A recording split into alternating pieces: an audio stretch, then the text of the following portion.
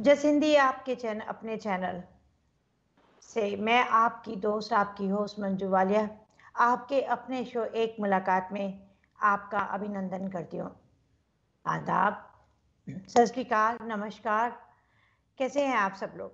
जैसे कि आपने देखा कि इस शो की एक खासियत है कि हम हर जगह, हर प्रांत, हर मजहब से लोगों को आपसे मिलवाते हैं।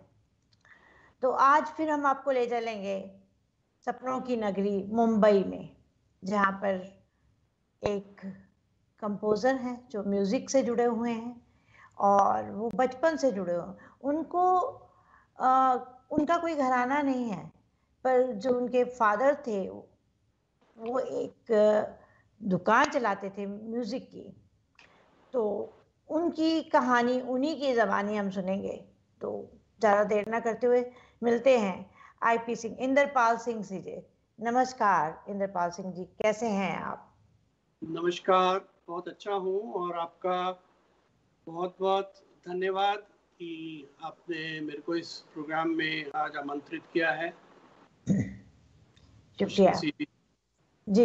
जी शुक्रिया आपका कि आपने अपना मूल्य समय हमारे चैनल को और हमें और हमारे दर्शकों को दिया।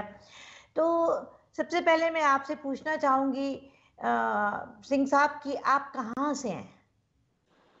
जी, मैं एक मध्य प्रदेश में एक नगरी है ग्वालियर जी, जिसको कला की नगरी भी कहा जाता है जी, और जहाँ पर मियाँ तानसेन का भी जन्म हुआ था, जी, जो अकबर साहब के कोर्ट में बहुत बड़े सिंगर हुए हैं।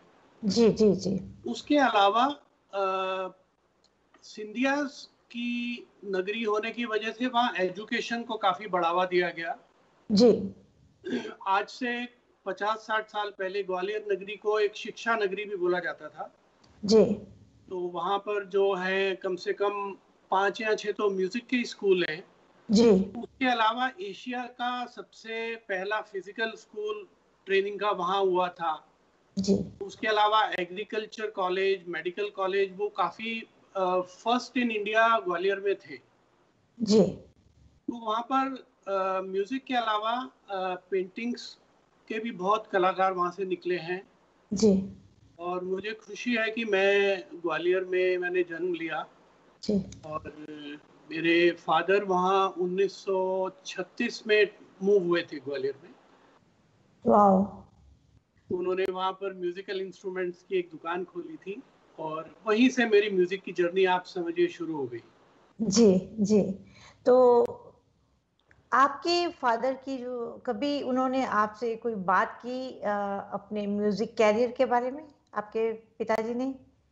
हाँ, देखिए, पेरेंट्स तो हमेशा चाहते हैं कि बच्चा कोई आर्ट सीखे या अच्छी एजुकेशन पाए। उन्होंने हमें दोनों भाइयों को, जब हम बहुत ही छोटे थे, हमें एक म्यूजिक स्कूल में डाल दिया था कि वायलिन आप सीखिए। जी, लेकिन उस टाइम दिमाग कुछ म्यूजिक की तरफ नहीं था, तो 1-2 महीने जाके हम लोगों ने सब वायलिन वगैरह सब छोड़ दिया कि नहीं, हमसे नहीं होगा ये। जी, उसके बाद कुछ इतना उनकी तरफ से एनकरेजमेंट नहीं मिला। लेकिन मैं, हालांकि हमारी फैमिली में म्यूजिक किसी ने ना गाया ना बजाया, जी, लेकिन हमारी दुकान होने की वजह से मुझे एक धीरे धीरे, जब मैं वहाँ जाता था, मैं कोई भी इंस्ट्रूमेंट बजा के बजाना शुरू करता था। जी, तो फिर देखा कि फादर को लगा कि नहीं, इसमें वो टैलेंट है।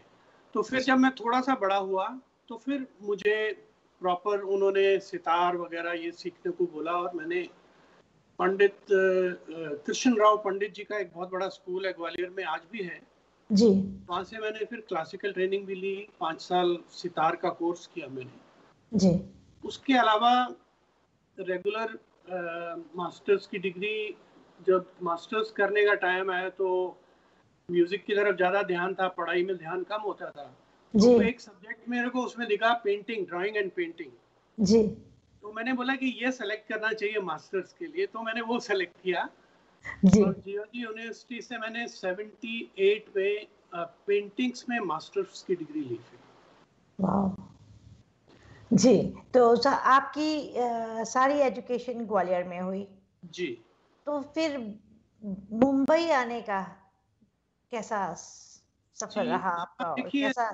जी जब मैं छोटा था तो स्कूल लेवल से परफॉर्मेंस शुरू हो गए। वहाँ पर मैं हारमोनियम या फ्लूट के ऊपर कुछ ना कुछ अपने आइटम देता रहता था। फिर बड़े होते होते जब कॉलेज तक बात आई तब एक नया इंस्ट्रूमेंट आया, एकॉर्डियन, जी जिसको गले में लटका कर बजाते हैं। जी तो हालांकि उतने पैसे नहीं थे कि हम एकॉर्डियन खरीद सकते, कैसे भी जद्दोजहद करके इधर उधर से लोन लेके एक एकॉर्डियन खरीदा। और फिर वो धीरे धीरे दूसरे कॉलेज वाले दूसरे शहरों से हमें बुलाना चालू किया उन्होंने शोज जी के लिए। तो जी पहले तो हम खुद ही अपना टिकट लेके और अपना कन्वेंस लेके शो करने पहुंच जाते थे। फिर धीरे धीरे हमें लगा नहीं भाई, हमें थोड़ा एटलीस्ट कन्वेंस तो चार्ज करना चाहिए। तो जी फिर वो मिलना शुरू हुआ। फिर धीरे धीरे हमें लगा नहीं, हमें तो इतने 10-12 लोग का ग्रुप जाता है, कुछ ये भी मिलना चाहिए। जी धीरे धीरे फिर वो थोड़ा सा प्रोफेशन बनता गया। फिर जब मैंने मास्टर्स डिग्री खत्म की, जी फिर मैं दिल्ली मूव हो गया 2 साल के लिए। जी तो वहाँ पर म्यूजिक का कैरियर एक तरह से समझिए कि फुल फ्लेज मैंने शुरू किया। जी और वहाँ पर मौका मिला बॉम्बे के सिंगर्स और म्यूजिक डायरेक्टर्स के साथ काम करने का। जब वो लोग दिल्ली शो करने आते थे तो मोस्टली तो वो अपने साथ पूरा ग्रुप लेकर आते थे, लेकिन कुछ कुछ शो ऐसे होते थे लो बजट, उसमें फिर वो दिल्ली के म्यूजिशियंस को इंगेज करते थे। तो उसमें दिल्ली में हमारा काफ़ी उस टाइम पॉपुलर बैंड था। जी तो कल्याण जी आनंद जी हुए, राजकमल जी हुए, रविंद्र जैन जी हुए, इनसे पहचान धीरे धीरे शुरू हुई। उन्होंने हमारे टैलेंट को जज किया। जी तो पूरे बैंड में से उन्होंने सिर्फ मेरे को पॉइंट आउट करके बोला कि you must come to Bombay. जी तो एक तरह से अपने आप सीढ़ी एक बनी बनाई हमें मिल गई बॉम्बे आने की। और मैं बॉम्बे आया तो सबसे पहली मैंने रिकॉर्डिंग 5वें दिन, आने के 5वें दिन मैंने कल्याण जी आनंद जी की पहली एक रिकॉर्डिंग बजाई मैंने। जी हालांकि कोई एक्सपीरियंस नहीं था उस टाइम रिकॉर्डिंग्स बजाने का, लेकिन कॉन्फिडेंस था, बड़े आप बड़े आर्टिस्टों के साथ काम किया था। तो इस तरह से वो एक बिल्कुल ही प्रोफेशनल लेवल का जो एक म्यूजिशियनशिप है वो शुरू हुई मेरी। आप अपने बैंड के बारे में कुछ बताएंगे, जो आपको कैसे मिला वो बैंड दिल्ली में जब आप आए? आ, जी तो कैसे आप उस बैंड से जुड़े? जी, वो दिल्ली की भी स्टोरी कुछ बॉम्बे जैसी है। जब हम ग्वालियर में शोज करते थे जी वहाँ कुछ कलाकार दिल्ली से भी कभी कभी शो करने आते थे, जैसे नरेंद्र चंचल जी हैं, जी सपना मुखर्जी हैं जो सिंगर हैं आज। इस जी तरह तो वो लोग, उनसे दिल्ली के आर्टिस्टों से जब पहचान हुई तो हम दिल्ली गए तो उनके साथ एक बैंड शुरू करने का बहुत इजी मौका मिल गया। जी तो तो वो भी मतलब एक इम्पॉर्टेंट सीढ़ी रही है कि दिल्ली में जो हमने एक बैंड फॉर्म किया था उसकी वजह से हमें बॉम्बे आने का एक मौका मिला। जी तो आपका ग्वालियर से दिल्ली का सफर और दिल्ली से मुंबई का सफर, इसके बारे में आप क्या कहना चाहते हैं? हमारे दर्शकों को कुछ बताएंगे आप? हाँ देखिए, हर आदमी का एक कोई शौक होता है, और जी वो शौक कभी कभी प्रोफेशन अगर बन जाता है तो आप उसको ज़्यादा इंजॉय कर सकते हैं, क्योंकि जी वो आपका शौक भी है, प्रोफेशन भी है। तो हम जब छोटे बच्चे थे तो म्यूजिक सुनने का बहुत शौक था। तो उस जमाने में एक पिक्चर आई थी दोस्ती। उस जी टाइम हम छोटे छोटे बच्चे हुआ करते थे, लेकिन उसके गाने हमें इतने अच्छे लगे जी कि हम लक्ष्मीकांत प्यारेलाल के फैन हो गए। हम्म, तो बाद में जब बॉम्बे आके उनके साथ उनके गानों में हमें बजाने का मौका मिला, उनके साथ खड़े होने का भी मौका मिला, तो एक लगा कि ये ड्रीम कम ट्रू है। जी और ऐसा मौका हर हर म्यूजिशियन की मतलब किस्मत में नहीं भी होता है, और ये उसका एक सपना भी होता है जी कि मैं अपने ड्रीम आइडल्स के साथ काम कर सकूं। वो मौका जी मेरे को मिला। जी मैंने लता जी के साथ कितनी रिकॉर्डिंग्स में सिंथेसाइजर बजाया है, आशा जी के साथ बजाया है, लाइव शोज किए हैं, किशोर दा हैं, मन्ना डे हैं, पुराने पुराने जितने हैं। फिर पुराने जो म्यूजिक डायरेक्टर हुए, शंकर जयकिशन साहब, नौशाद साहब, उन सबके साथ मेरे को काम करने का मौका मिला।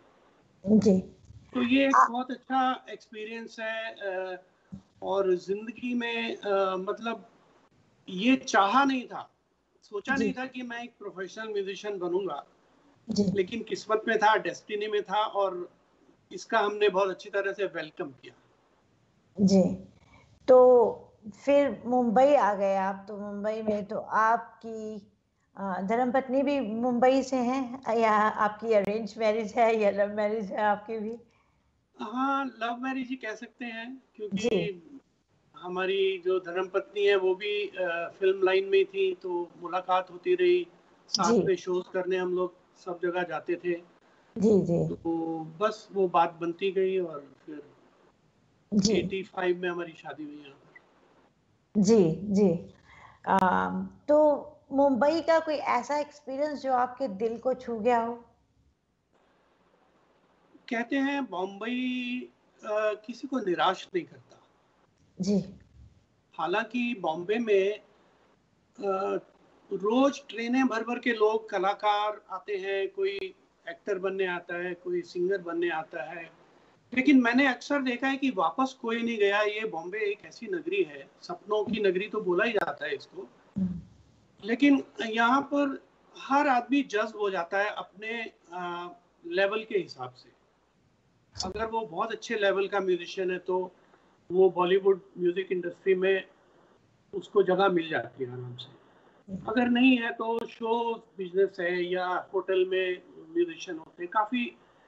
उस तरह जगह। से कोई भी आर्ट हो, बॉम्बे किसी को निराश नहीं करता। ये बहुत अच्छी बात है एक बॉम्बे में। जी, जैसा कि आप देख रहे हैं हम जुड़े हुए हैं आईपी सिंह साहब से, मुंबई से। एक म्यूजिक कंपोजर हैं और अरेंजर भी हैं। इसके बारे में हम बात करते हैं, पर लेते हैं एक छोटा सा ब्रेक, और ब्रेक के बाद मिलते हैं। जैसा कि आप देख रहे हैं कि हम जुड़े हुए हैं मुंबई से मिस्टर सिंह से। तो सिंह साहब, आपकी जॉब टाइटल क्या है आपका? जी, ये एक अनसुना सा एक जॉब टाइटल है, म्यूजिक अरेंजर। जी तो इसके बारे में ज़्यादा लोग नहीं जानते हैं। सिर्फ जो जी फिल्म इंडस्ट्री में या म्यूजिक से जुड़े हुए लोग हैं उनके बीच में ये वाला जो टर्म है या जो ये जो जॉब डिस्क्रिप्शन है वो जी मायने रखती जी है।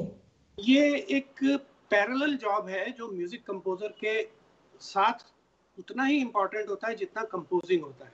जी जब गाना कंपोज किया जाता है तो जी वो एक रॉ डायमंड की तरह होता है। जैसे आप खान में से एक पत्थर निकालते हैं, उसका ना तो शेप होता है ना चमक होती है। जी इसी तरह जब कंपोजर एक गाना कंपोज करता है जी तो वो हारमोनियम और तबले के ऊपर उसको प्रोड्यूसर को सुना के वो उसको अप्रूव कराता है। लेकिन उस शेप में अगर कोई गाना पब्लिक में सुने तो वो बोले कि ये तो कुछ कविता है या ये तो कुछ मतलब शायरी या ऐसा कुछ है, उसके कुछ समझ में नहीं आता है। जी कंपोज करने के बाद म्यूजिक डायरेक्टर का काम एक तरह से खत्म हो जाता है। फिर वो गाना जो है म्यूजिक अरेंजर को दिया जाता है।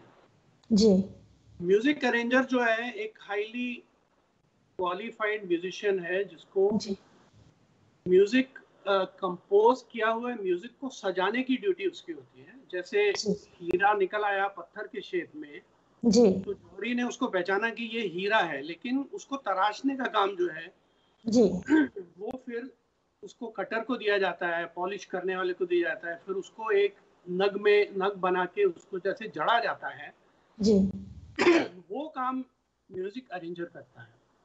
जैसे आप गाना एक शुरू होता है, जी उसके पहले कुछ म्यूजिक बजता है, जी फिर उसके बीच में म्यूजिक आता है, फिर म्यूजिक थ्रू आउट गाने के पीछे कुछ ना कुछ रिदम या हारमोनी एक बजती रहती है। जी वो सजाने का काम जो है वो म्यूजिक अरेंजर करता है, और ये जी एक बहुत इम्पोर्टेंट पोस्ट होती है। जी और इसका मायना सिर्फ म्यूजिक डायरेक्टर ही जानते हैं कि म्यूजिक अरेंजर। कई यहाँ पर मतलब बॉम्बे में कई म्यूजिक अरेंजर ऐसे हैं जी जिनकी फीस म्यूजिक डायरेक्टर से भी ज्यादा होती है। तो वाह। आप समझ सकते हैं कि उसकी कितनी इम्पोर्टेंस है इस फील्ड में।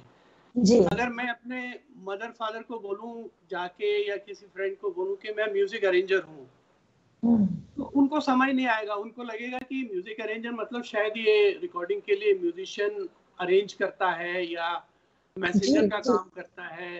जी this is the term very technically understand करने की टर्म है कि म्यूजिक अरेंज करना मतलब गाने के पीछे म्यूजिक अरेंज करना। जी। तो इस हिसाब से ये जो जॉब डिस्क्रिप्शन है इसको समझाना थोड़ा मुश्किल है, लेकिन जब आप कोई बिना म्यूजिक के गाना सुनेंगे और म्यूजिक के साथ सुनेंगे तो आपको ये फर्क समझ में आएगा कि क्या इंपॉर्टेंस है म्यूजिक अरेंजर का। जी। तो ये जितने भी गाने रिकॉर्ड होते हैं, एक तो आप कंपोजर भी हैं और अरेंजर भी हैं। जी। तो आपका कोई ऐसा गाना जो आप शेयर करना चाहते हो कि जिसमें आपने दोनों ही काम किए, कोई ऐसा किसी फिल्म का गाना? नहीं, फिल्म के गाने तो नहीं, मैं इस तरह का जॉब प्राइवेट एल्बम्स के लिए बहुत करता हूँ और जी मेरे तो प्राइवेट एल्बम्स के गाने काफी हिट हुए हैं। जी तो उसी का कोई ऐसा जिसमें कि आपको? यूट्यूब पर काफी हैं और आप चाहें तो मैं आपके चैनल पर उनको शेयर करूंगा। अभी कल परसों ही मेरा एक गाना रिलीज हुआ है जो विनोद दुबे जी एक सिंगर अभी फेमस हुए जो गुलाबो सिताबो पिक्चर का उन्होंने टाइटल म्यूजिक गाया है। जी। उन्होंने एक भजन रिकॉर्ड किया है, उसका पूरा अरेंजमेंट और रिकॉर्डिंग और मिक्सिंग और मास्टरिंग मैंने करी है। जी। वो अभी कल या परसों ही यूट्यूब पर रिलीज हुआ है। इस तरह काफी गाने हैं जो कंपोज भी किए हैं और अरेंज भी किए हैं। जी।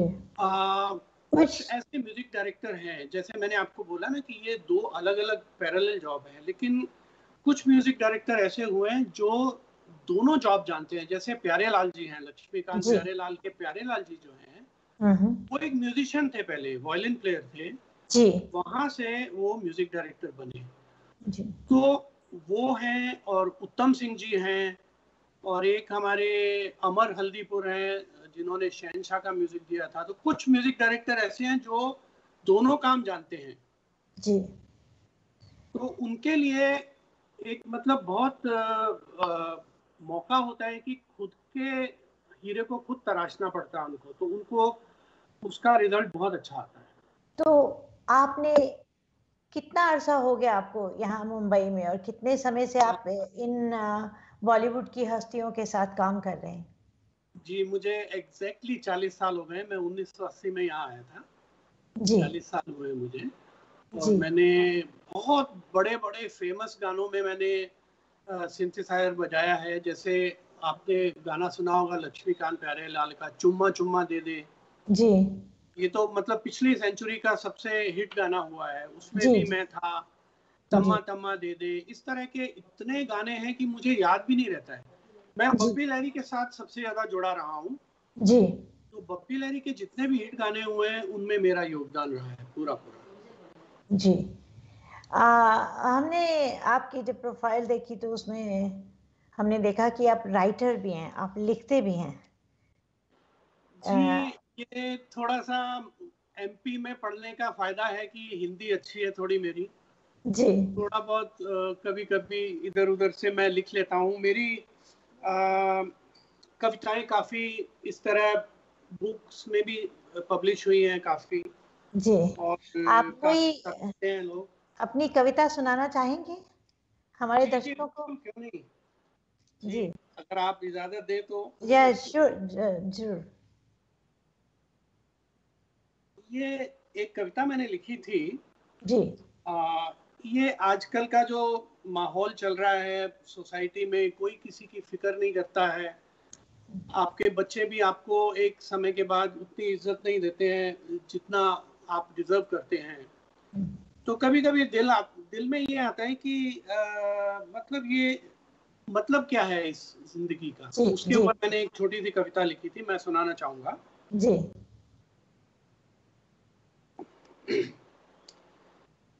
इस उम्र का अब कोई ख्याल ना रहा। मतलब हम इतनी उम्र के हो गए, किसी को इसका ख्याल नहीं कि इन्होंने इतनी तजुर्बे वाली उम्र जी। करके यहाँ तक पहुंचे हैं। इस उम्र का अब कोई ख्याल ना रहा, इस जिंदगी में अब कोई मलाल ना रहा। हमें भी कोई अभी जमाने का वो नहीं है, हमें कोई मलाल नहीं कि हमारी कोई जी। कदर नहीं करता। किसी को अब अपना सच्चा दोस्त कैसे माने जब किसी को इस दोस्ती का ख्याल ना रहा। क्या बात है, क्या बात है। चलते रहे कब तक सच्चाई की राह पर। हम्म। मतलब हम ही सच्चाई की राह पर चलते रहे कब तक। चलते रहे कब तक सच्चाई की राह पर, सच की दुनिया में अब कोई बहाल ना रहा। वाह, क्या बात है। दुनिया कभी इतनी खूबसूरत भी ना थी।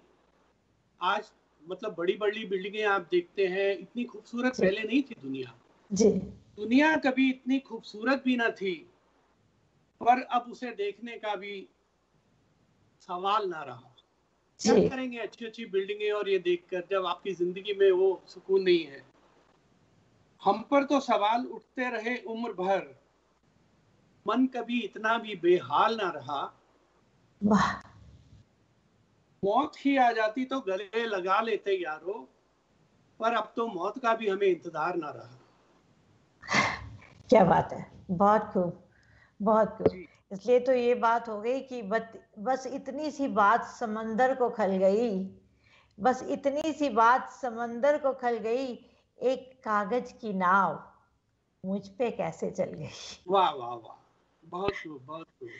जी जी। जी जी। तो जिंदगी अब ये कागज की नाव जैसी है, कब डूब जाए कुछ किसी को भरोसा नहीं है अभी। जी जी जी। जी। तो आपकी इस माहौल में 40 साल से आप मुंबई में हैं, कोई ऐसा वाकया जो आपके दिल को छू गया हो? और क्योंकि कहते हैं कि जब पहले पहले जब इंसान जाता है तो बहुत सपने लेके जाता है आगे बढ़ने के लिए, आगे चलने के लिए, और वो आपकी हिम्मत होती है कि आप उसको कैसे लेके जा रहे हैं। हर एक शख्स अपनी काबिलियत खुद बताता है, कोई दूसरा नहीं दिखाता है।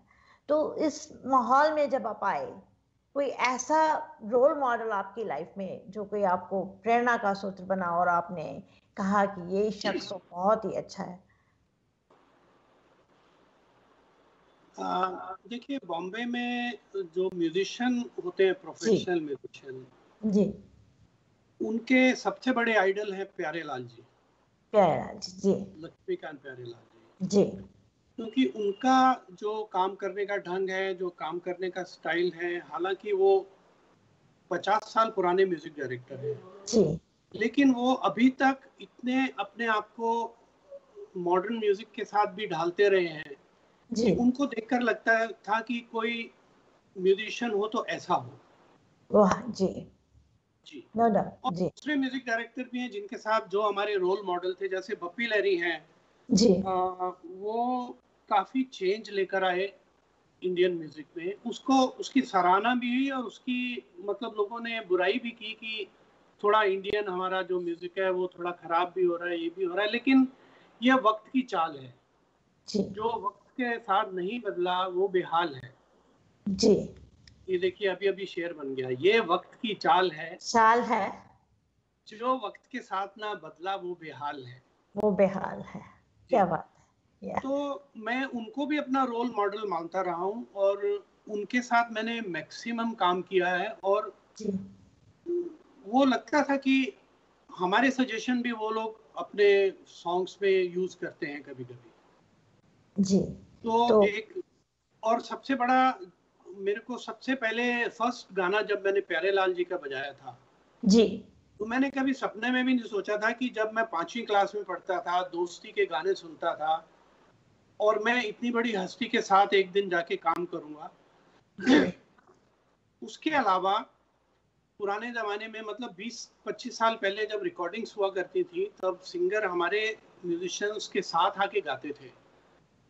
जी तो लता जी और किशोर कुमार और आशा जी जब हमारे साथ खड़े होके प्रैक्टिस करते थे उस गाने के पहले, जी तो वो एक दिल को बहुत बड़ा सुकून मिलता था, खुशी मिलती थी और लगता था कि हमने जिंदगी में कुछ किया है। जी। जैसा कि और देख रहे हैं, हम जुड़े हुए हैं सिंह साहब से, मुंबई से। आपसे इस मसले, इस पे फिर बात करते हैं और लेते हैं एक छोटा सा ब्रेक, और ब्रेक के बाद मिलते हैं।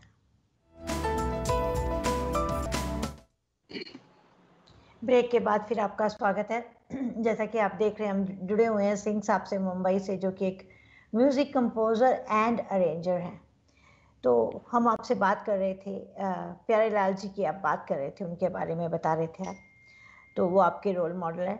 मुझे ये बताइए कि आपका इस बॉलीवुड में अब तक का जो सफ़र रहा, और आगे के भविष्य में क्या सिनेरियो, क्या है आपका, क्या कहना चाहते हैं आप? हाँ, देखिए, टेक्नोलॉजी ने काफ़ी चेंज किया है म्यूज़िक का सिनेरियो। और जी जो कमर्शियल वर्ल्ड है, म्यूज़िक कंपनीज वगैरह बड़ी बड़ी आई हैं, जी तो इसके फ़ायदे भी हुए हैं, नुकसान भी हुए हैं। और जैसे फ़ायदे ये हुए कि अभी मीडिया बहुत पावरफुल है और जो गाना हिट होता है वो पूरे वर्ल्ड वाइड हिट हो जाता है। जी लेकिन जो म्यूज़िक कंपनीज, कुछ बड़ी म्यूज़िक कंपनीज हैं जो शार्क की तरह भी काम कर रही हैं, जो छोटी मछलियों को निगल जाती हैं। जो नए टैलेंट आते हैं जी उनका पता ही नहीं लगता वो कहाँ जाते हैं बेचारे। जी आप देखिए आज जो टैलेंट शोज इतने टीवी पर होते हैं, उसमें हर साल 5-6 शो होते हैं, 5-6 विनर्स होते हैं उसमें। जी उनका बेचारों का फ्यूचर कहाँ जाता है कुछ समझ में नहीं आता। तो ये सिनेरियो बहुत चेंज हुआ है। लेकिन एक अच्छी बात ये हुई है कि यूट्यूब और जो ऑनलाइन चैनल्स जो नए आए हैं, उससे एटलीस्ट कलाकार जो हैं वो अपनी टैलेंट दिखा सकते हैं पब्लिक को। जी अभी दुनिया के सामने उसको ला सकते हैं। पहले ये थोड़ा मुश्किल होता था। जी तो प्रेजेंट सिनेरियो अभी देखिए, मैंने तो काफ़ी काम किया 40 साल। अभी सिनेरियो ये है कि स्टूडियो में अभी रिकॉर्डिंग्स तो होती नहीं है, सब अपने घर पर आजकल डिजिटली रिकॉर्ड करते हैं कंप्यूटर पर।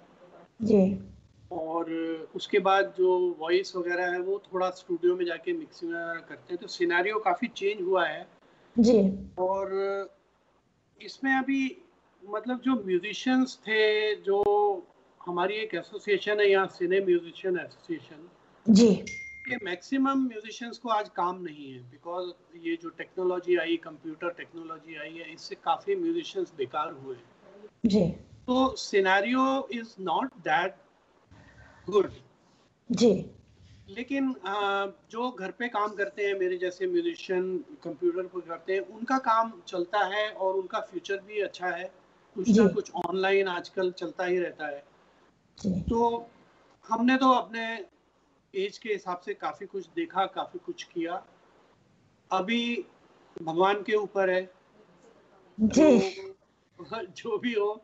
बाकी लाइव शोज का रास्ता खुला हुआ है अभी भी।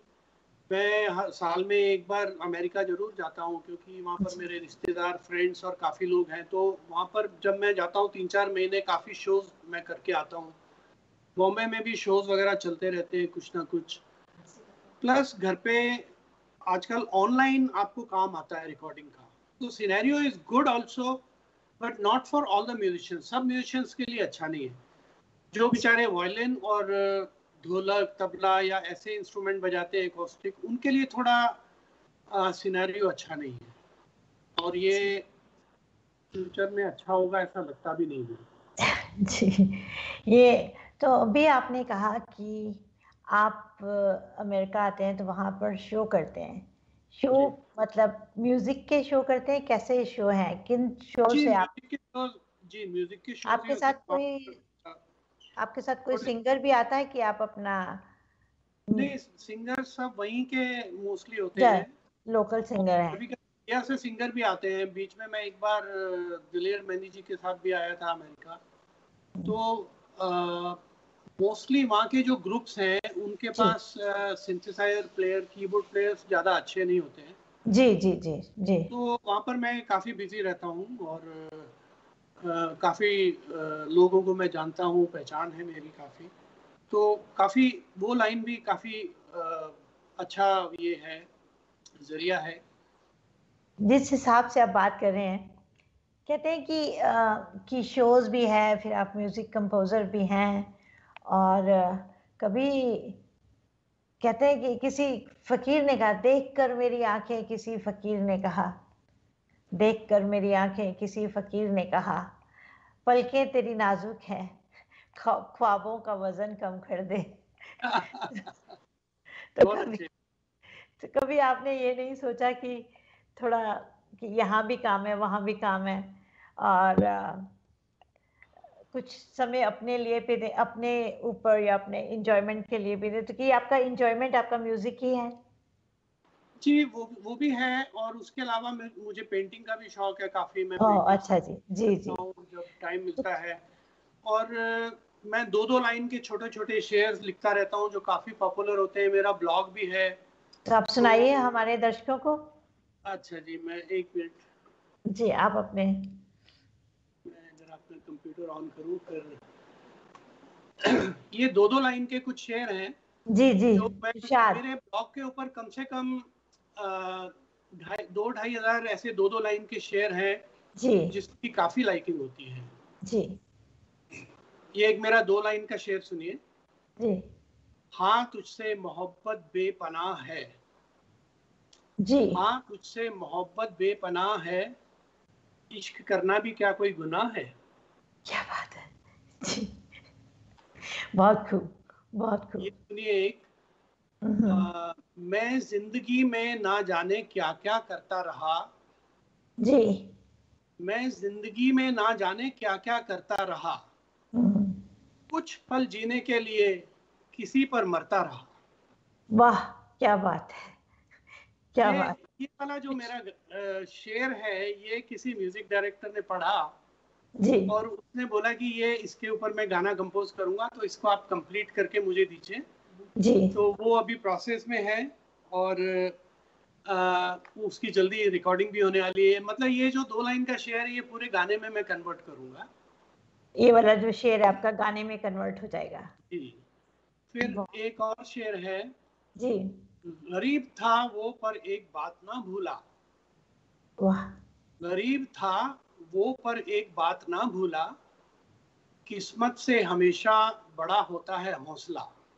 क्या बात है जी, बहुत खूब। किस्मत से बड़ा होता है हौसला। कागज प्यार की तो कश। मेरा था जी सच्चा सीधा साधा आवारा, जी प्यार तो मेरा था सीधा सच्चा आवारा, जी।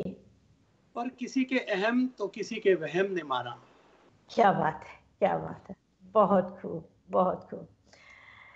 कागज की कश्ती थी, जी कागज की कश्ती थी, पानी का किनारा था, खेलने की मस्ती थी और दिल भी आवारा था। जी जी जी जी खेलने बहुत की अच्छी। मस्ती थी, दिल भी आवारा था। कहाँ आ गए इस समझदारी के दलदल में, जी जी कहाँ जी आ गए इस समझदारी के दलदल में, वो नादान बचपन कितना प्यारा था। जी जी जी। मेरी एक बहुत बड़ी कविता है बचपन के ऊपर, वो आज मैं जी आप, यहाँ सुना पाऊंगा क्योंकि जी रेडी नहीं जरूर, है। जरूर इरशाद। तो कभी मैं आपको भेजूंगा। ऐसे ही मैंने एक 2 लाइन का एक शेर लिखा था, वो जी एक म्यूजिक डायरेक्टर को पसंद आया जी। और उसके ऊपर मैंने पूरा गाना लिखा है। वो मैं आपको जल्दी से पढ़ के सुनाता हूँ। जी। शेर ये लिखा था कि जिद से हुआ किसको क्या हासिल, वाह। जी। कि जिद करने से किसी को कुछ हासिल कुछ नहीं नहीं होता, जिद से हुआ किसको क्या हासिल, ना हल हुआ कोई मकसद, ना ही मिली कोई मंजिल। जी। मतलब जिद करने से कुछ नहीं होता है। कुछ नहीं हासिल होता जी। जी। फिर उसका एक अंतरा लिखा मैंने, हम्म, ना जाने उनको हमसे क्या गिले थे, हम्म। हमारे होंठ भी कुछ कहने को सिले थे, वाह जी। ना कभी उसने ही किया कोई भी जिक्र, ना अब हम रहे कुछ कहने के काबिल, जी। जिद से हुआ किसको क्या हासिल। क्या हासिल, क्या फिर बात। इसका दूसरा अंतरा मैंने लिखा इस तरह, जी भूले बिसरे से कुछ वादे हैं, भीगी भीगी सी उनकी कुछ यादें हैं, जी भूले बिसरे से कुछ वादे हैं, भीगी भीगी सी उनकी कुछ यादें हैं, सपनों में अक्सर वो अब आते हैं, दोबारा जाने कब मिलेंगे अब हमारे दिल, जिद से हुआ किसको क्या हासिल, ना क्या। मिली ना कोई हल हुआ मकसद, ना किसी को मिली मंजिल। ये भी गाना जल्दी रिकॉर्ड होगा। जी तो इस तरह से जो 2 लाइनर शेर होते हैं, जी कई बार वो म्यूजिक डायरेक्टर ही लिखते हैं। जैसे जी अनु मलिक हैं, जी वो अपने गाने की जो शुरू की 2 लाइनें होती थी मोस्टली उनकी लिखी हुई होती थी, जी। फिर वो किसी प्रोड्यूसर को सुनाते थे, उनको अच्छा लगता था तो फिर वो लिरिक राइटर को देते थे कि इसके ऊपर आप गाना बनाइए।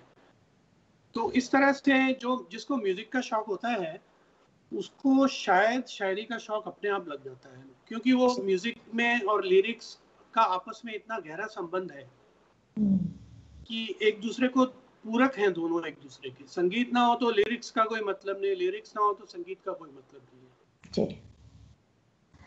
जैसा कि आप देख रहे हैं, हम जुड़े हुए हैं मिस्टर सिंह से, मुंबई से, जो कि एक कंपोज़र हैं, अरेंजर हैं, शायर हैं, कवि हैं, और उनसे हमारी गुफ्तगू जारी रहेगी। मिलते हैं छोटे से ब्रेक के बाद।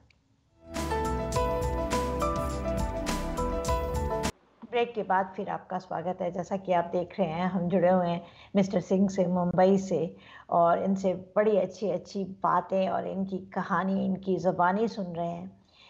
तो सिंह साहब, अभी आप फुर्सत के समय में क्या करते हैं?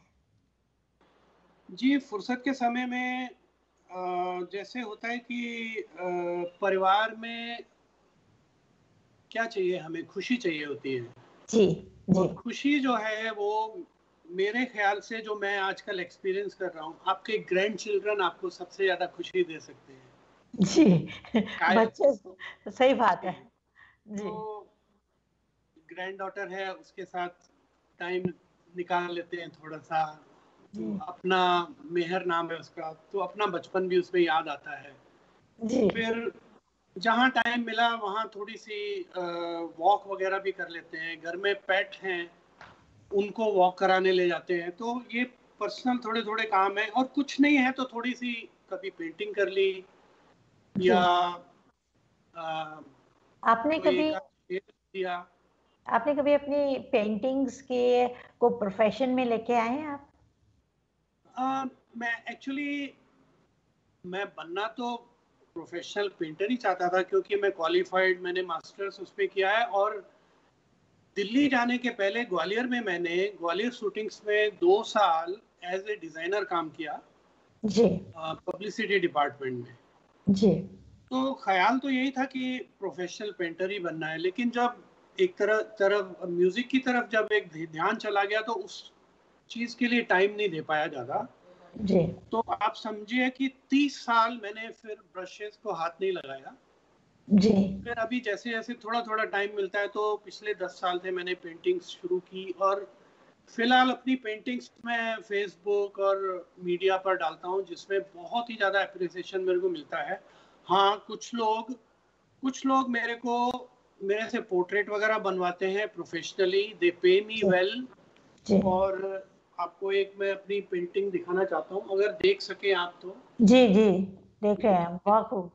ये जी, गोल्डन टेम्पल के सामने एक लेडी बैठ के पाठ कर रही है। पाठ कर रही हैं। जी तो जी इस तरह के रैंडम सब्जेक्ट्स में लेकर और बनाता रहता हूँ पेंटिंग्स। ये एक मैंने सेल्फ पोर्ट्रेट बनाया है, अपना पोर्ट्रेट बनाया है। जी तो ये सब देखकर काफी मेरे को बाहर से कमर्शियल काम भी के ऑफर आते हैं, और मैं करता हूँ। जी।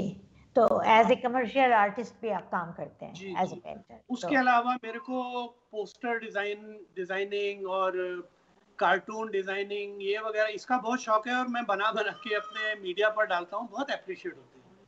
तो ये मेरा टाइम है। जी, और जब टाइम मिलता है तो ऑनलाइन मैं क्लासेस भी ले लेता हूँ म्यूजिक की। अच्छा। तो आप as a teacher, as a composer, आप ऑनलाइन क्लासेस भी बच्चों को सिखाते हैं आप? जी, मैंने अपने लेसन्स भी फ्री लेसन्स बना के यूट्यूब पर डाले हुए हैं, काफ़ी बेसिक जो बच्चों के लिए होते हैं। जी की व्यूअरशिप बहुत अच्छी है, और वो उसके लिए मैं कोई चार्ज नहीं करता किसी जी जी जी। से। जी। और आपके कौन से, इसके अलावा आपके कोई शौक, आपके घर में कोई ऐसा इंसान है जो आपके नक्शे कदम पर चल रहा है?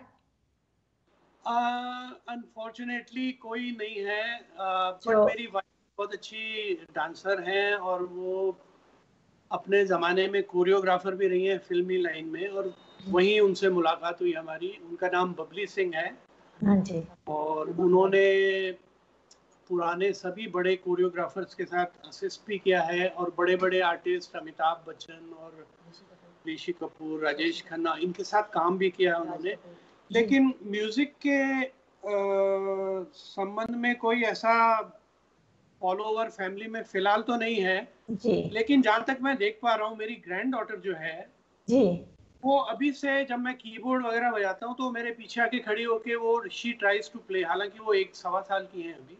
जी। तो मुझे ऐसा लगता है कि she may become a good musician, good composer in future. ये बहुत अच्छी बात है। और ये ज़रूर होता है कि अगर एक ग्रैंडफादर कुछ करते हैं ना, अगर अपने उनके बच्चे नहीं करते हैं, तो जो नेक्स्ट जनरेशन में से कोई ना कोई ऐसा हीरा ज़रूर निकलता है, जो जी ऊपर जी से मेहर जी होती है, खुदा की मेहर होती है जी उसके ऊपर, जी वो उनको आगे लेके चलता है।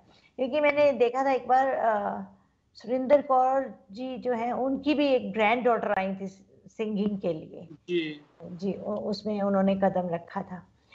आज ये जो कोरोना का माहौल है मुंबई में, इससे पे ये म्यूजिक के ऊपर इसका असर हुआ? जी म्यूजिक तो एक्चुअली तो हर तरफ इसका असर हुआ है। म्यूजिक स्टूडियोज हमारे बंद रहे काफी दिनों, जी और इवेंट्स तो अभी हो ही नहीं रहे, अभी तक भी शुरू नहीं हुए बॉम्बे में। जी तो मेरा अपना भी रिकॉर्डिंग स्टूडियो था पहले किसी जी ज़माने में, वो भी बंद करना पड़ा, क्योंकि वो खैर कोरोना की वजह से नहीं किया, लेबर प्रॉब्लम और ओवरहेड्स की वजह से काफ़ी बिजनेस में फ़र्क पड़ा है काफ़ी। जी बॉम्बे में भी जो बड़े बड़े स्टूडियोज थे जहाँ बड़े म्यूजिक डायरेक्टर रिकॉर्डिंग करते थे, फेमस स्टूडियो है, फिल्म सेंटर है, महबूब स्टूडियो है, वो 5-10 साल पहले सब बंद हो चुके हैं, क्योंकि आजकल 100-50 म्यूजिशियन एक साथ बैठ के रिकॉर्डिंग करते ही नहीं है। जी कंप्यूटर पर एक आदमी पूरी गाने की रिकॉर्डिंग कर लेता है। जी तो काफी फर्क पड़ा है बिजनेस के ऊपर, म्यूजिक बिजनेस। जी। एक अहम सा क्वेश्चन मेरे जहन में आया सिंह साहब, कंपोजिंग और कंपोजर और अरेंजर, आपको इन दोनों में से क्या अच्छा लगता है? ये तो आपकी दोनों आंखें हैं बट क्या नहीं अच्छा लगता है आपको? जी, देखिए जिसको कंपोजिंग और अरेंजमेंट दोनों आता है, जी उसके लिए दोनों एक बराबर है। जैसा आपने कहा, दोनों दो आंखों के बराबर है, वाकई ये जी दोनों आंखों के बराबर है। जी लेकिन अक्सर ऐसा देखने में आया है, जो कंपोजर होता है वो ज़्यादा अच्छा अरेंजर नहीं होता है, या जो ज़्यादा अच्छा अरेंजर होता है ज़्यादा अच्छा कंपोजर नहीं बन पाता है। ऐसा क्योंकि ये अपनी अपनी एक फील्ड है, जी अपनी अपनी फील्ड में एक मास्टरी करते हैं सब लोग। जी मैंने अक्सर देखा है कि कुछ म्यूजिक डायरेक्टर हैं, वो अपना गाना कंपोज करके जब अरेंजर को दे देते हैं, तो वो उसको पूछते भी नहीं है कि आप किस तरह से इसको सजा रहे हैं, क्या कर रहे हैं, वो डायरेक्ट फिर रिकॉर्डिंग स्टूडियो में आकर गाना सुन के ओके कर देते हैं। जी लेकिन जो जिनको समझ है वो इस मामले में काफी दखल रखते हैं, जी और जो जिनको दोनों काम आते हैं उनके लिए तो ये सोने पे सुहागा है। जैसे प्यारे लाल जी हैं, उत्तम सिंह जी हैं, अमर हल्दीपुर हैं, शिव हरी जी हैं, वो भी म्यूजिशियन है, म्यूजिक डायरेक्टर हैं। तो उनके लिए ये एक बहुत चैलेंजिंग काम भी हो जाता है और इजी भी हो जाता है कि उनका अपना ही कंपोजिंग है और खुद ही वो अरेंजमेंट कर रहे हैं। जी कई कई दफा ऐसा होता है कि कंपोजर और अरेंजर में तालमेल नहीं बैठता है। जी कई बार कंपोजर अरेंजमेंट के बाद होने के बाद वो गाने को रिजेक्ट कर देता है। ये प्रॉब्लम्स आती हैं कभी कभी, बट जी मेरे हिसाब से दोनों फील्ड अपनी जगह एक अहमियत रखती हैं, और दोनों एक दूसरे के पूरक हैं, हम्म, और दोनों की जानकारी सबको होनी चाहिए, वो ज़्यादा अच्छा है। जी। ये जो बच्चे हैं आजकल के जो नौजवान, अब जैसा कि आपने सबसे पहले कहा था कि मुंबई जो है वो देती है, वो किसी से कुछ लेती नहीं है। ये जो बच्चे अपने सपने ख्वाब लेके मुंबई आते हैं, उनके लिए आप कुछ मैसेज देना चाहेंगे? देखिए, मैं सबसे एक बात कहता हूँ कि जो कलाकार है उसकी सबसे बड़ी जो साधना है वो है रियाज। जी उसको रियाज से कभी मुंह नहीं मोड़ना चाहिए, पहली बात। क्योंकि देखिए, कोई भी आर्ट हो, चाहे वो म्यूजिक है या पेंटिंग है या हम्म, शायरी है या जो भी आर्ट है, डांस जी है, जी उसमें एक शॉर्टकट नहीं होता है। जी आप कोई शॉर्टकट नहीं ले सकते हैं, आपको पूरा फुल कोर्स करके ही, उसका रियाज करके ही जाना पड़ेगा। जी और अगर आप अपने काम में सच्चे हैं, आपके काम में दिखता है, तो आपको कोई रोक नहीं सकता है। कोई भी पॉलिटिक्स कितनी भी बड़ी शार्क फिर आ जाए, अगर आपकी प्रैक्टिस परफेक्ट है, आपकी साधना परफेक्ट है, तो मेरा मैसेज हर नए कलाकार को यही रहता है कि पहले आप प्रैक्टिस कीजिए, पहले आप मार्केट में आने का मत सोचिए। जी मजा उसमें है कि आपको लोग ढूंढे, आप किसी को ना ढूंढे। जी मेरा मैसेज यही है कि आप फुल कोर्स में जाइए, शॉर्टकट मत ढूंढिए किसी भी कला के लिए। कोई भी कला हो, जी, कोई भी कला हो। कोई भी कला हो जी।